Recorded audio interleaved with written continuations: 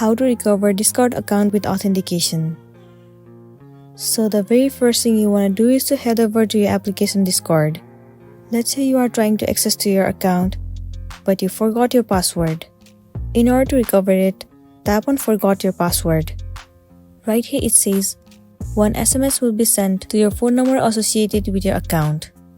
You can also recover it with this process, but if you want to recover it from the authentication, the first thing you should know that you already need to make sure that your two-factor authentication is enabled.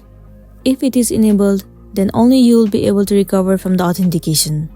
So once you have enabled the two-factor authentication, what you want to do is, you need to again go back and click on Forgot Your Password. And then this interface will pop up. You simply have to enter your 6-digit authentication code, or you can also enter 8-digit backup code. Once you have entered those codes, tap on Login, and then your account will be successfully logged in.